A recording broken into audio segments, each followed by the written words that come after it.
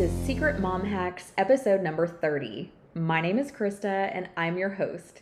It's August 30th, 2023, and today's episode is another news briefing from the last few weeks.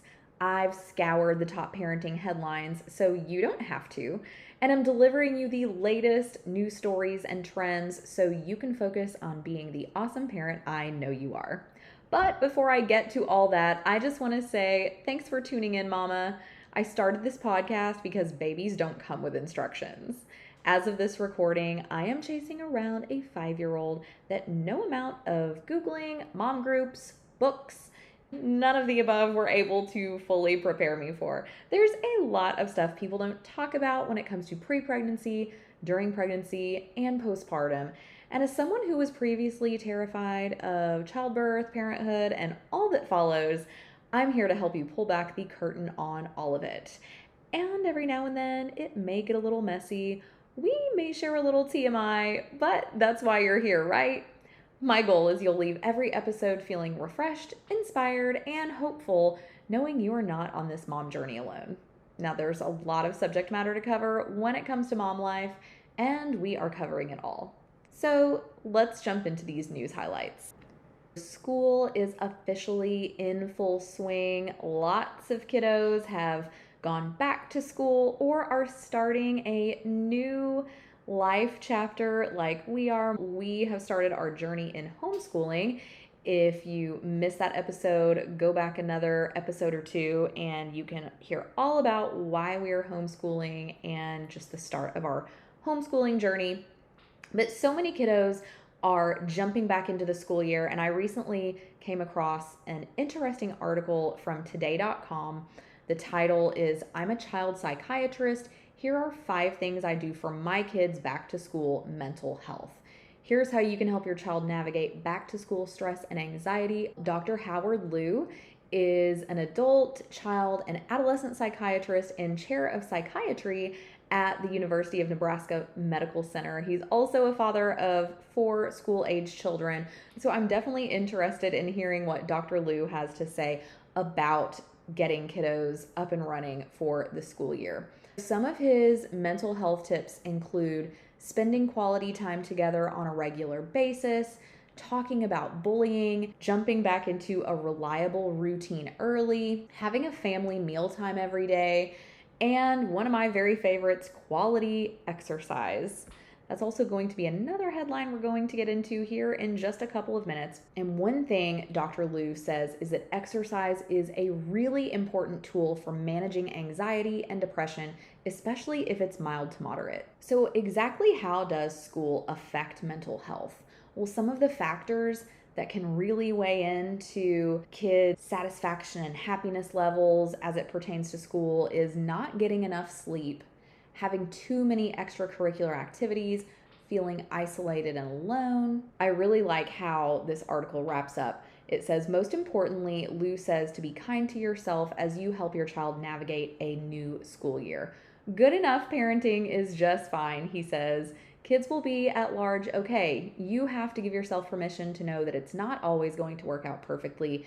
You won't be at every practice, every concert, and that's okay. What's important is that you have that family nucleus.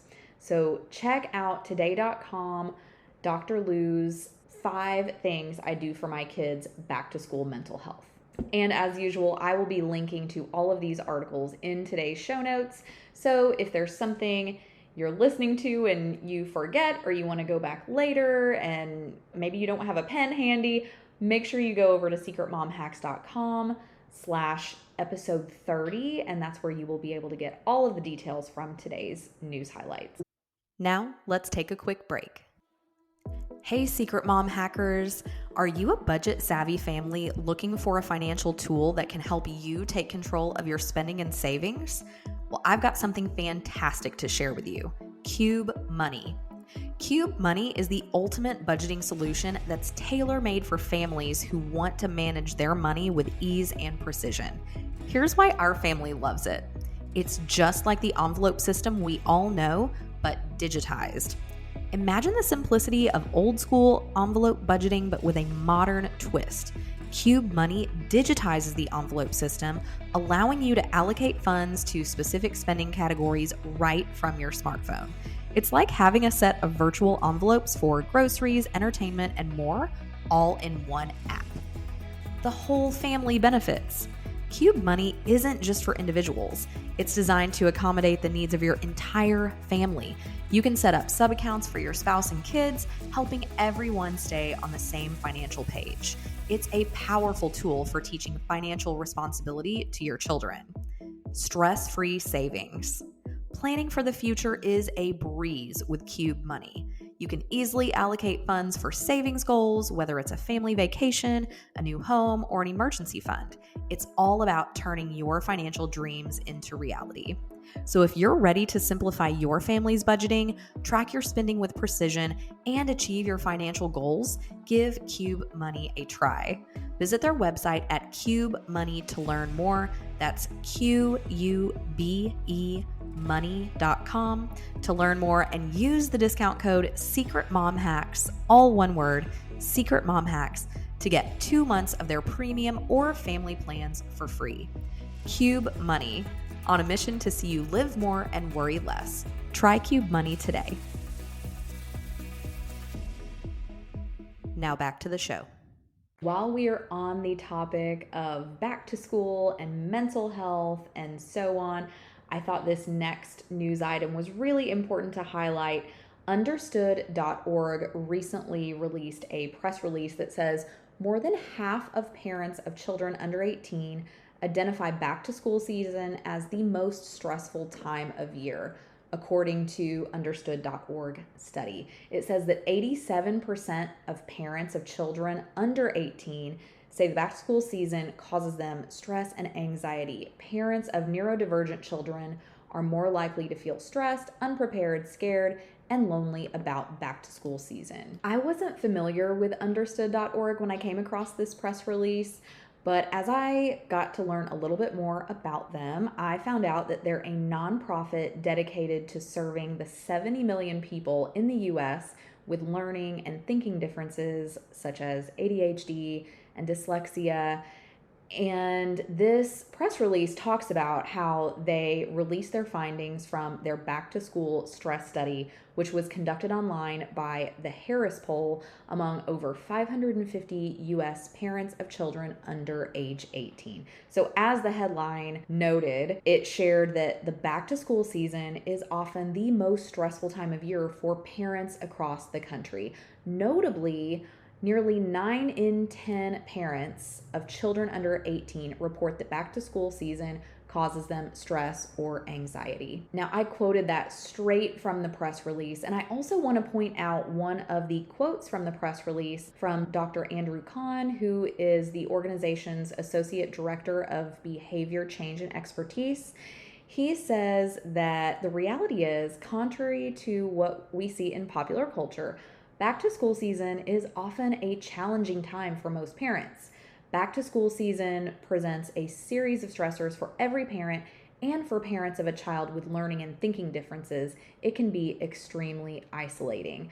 When it comes to education, these parents often feel that their children are trying to navigate an obstacle course rather than the usual playing field of neurotypical children, and they need support. I did find the stats they uncovered from this study were really interesting. According to their new survey, 2 in 5 parents of children under age 18 have at least one child who is neurodivergent, has learning and thinking differences, and or has been diagnosed with ADHD or dyslexia. And while 1 in 5 children in the US have learning and thinking differences, they say that finding reliable and accurate sources to help navigate back to school challenges can be difficult for parents. That it can especially be hard to find an accessible, supportive community that fits parents' individual needs. They go on to share in the press release with a quote from co-president and chief product officer Jenny Wu that parents of children with learning and thinking differences can easily feel alone.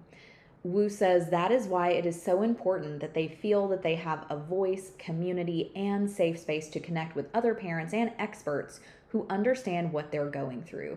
And that is why they have created Wonder by Understood.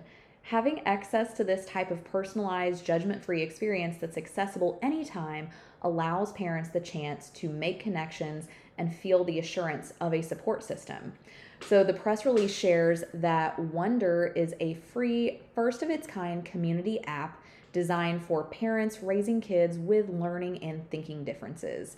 It helps them get support from each other, experts, and credible resources on everyday life and education related topics. It says the community app has thousands of parents and caregivers in 20 different community groups, over 100 curated articles, videos, activities, and tips, and sparks over 700 conversations among users every month. Head on over to understood.org to learn more about this study and to learn more about this super cool app called Wonder. And that's Wonder with a U, Wunder.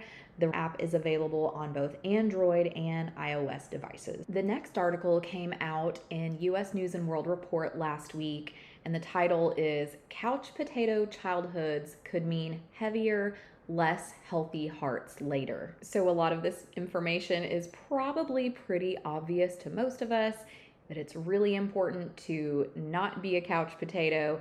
Kiddos, and not just kiddos, all of us, humans, need movement in our lives to be healthy. Being sedentary is not good for our bodies, our hearts, or our heads. So we need to get up, we need to stay active. We all have to rest a little bit every now and then, right? We all have those sick days. We have those days where we've just been going. Rest days are super important, but we cannot take a rest day every day if we want to live full, long, healthy lives. So this article is about a study that recently came out. It's really insightful. The article says children need to get up off the sofa and move more, according to a new study that linked childhood sitting time with heart damage in young adulthood.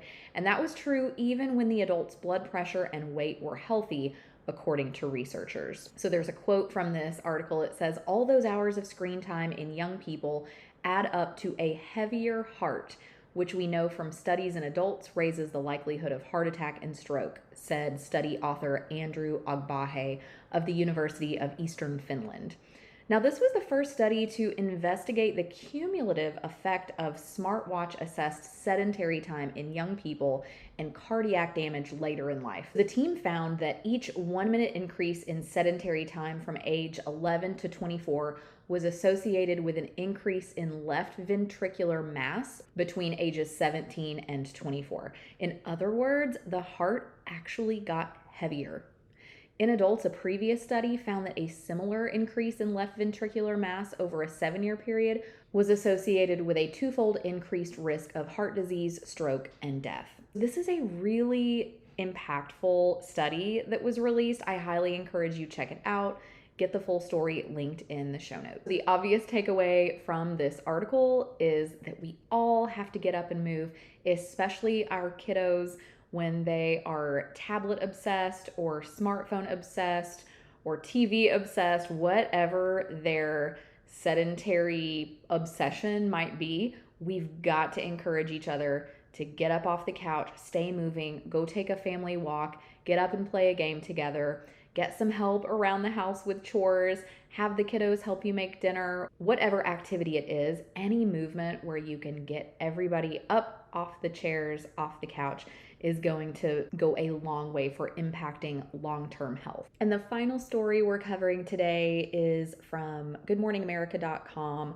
Last week on GMA, they shared this really interesting story about childcare and the childcare crisis. This story is called As Childcare Crisis Grows, Mom Launches a New Solution. I found this story really fascinating as a mama who had her kiddo in childcare basically from 3 months until just a few months ago. Right before summer started, my little one graduated pre-K. And it was really difficult to find trustworthy, affordable childcare options. Now, you can go back a few episodes ago and learn about our fabulous experience with Primrose Schools.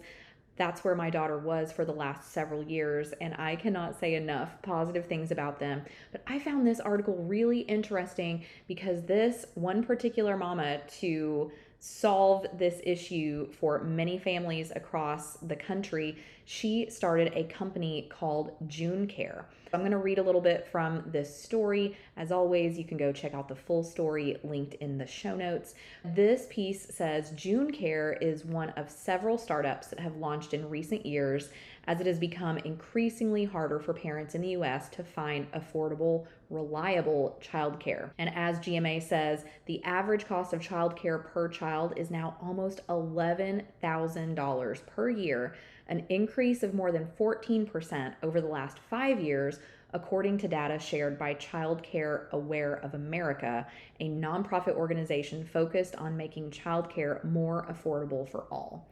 Additionally, more than half of families in the US currently live in childcare deserts. I didn't even know that was such a thing. But those are areas where more than 50 kids under the age of 5 have either no childcare or extremely limited childcare options, according to the nonprofit.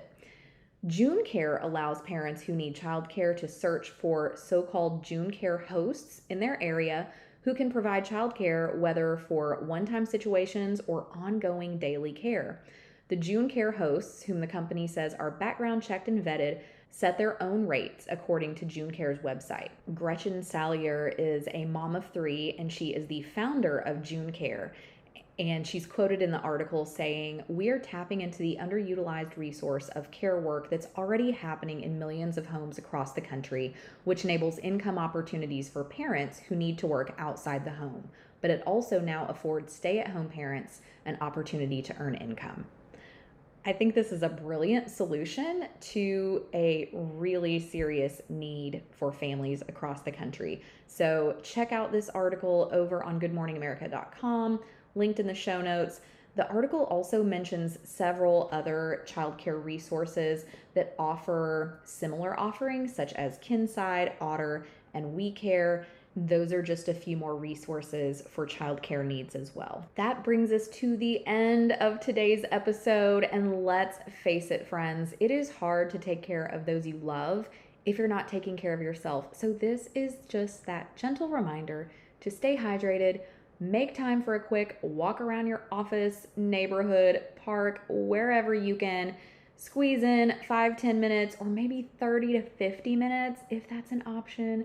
Anything that's going to get your heart rate up and make you sweat amazing. Don't forget to wash your face and slather on that great overnight moisturizer before you jump into bed. And don't forget that sunscreen in the morning. Your skin will thank you. I appreciate you joining me on today's episode of Secret Mom Hacks and hope you found these news items helpful. If that's the case, please subscribe for free if you haven't already. Give me a 5-star rating and leave a review sharing your favorite takeaway so far. Make sure you stop by secretmomhacks.com where you can find transcripts, resources, and more. I'm working on next week's episode, so stay tuned. And until then, you've got this, mama.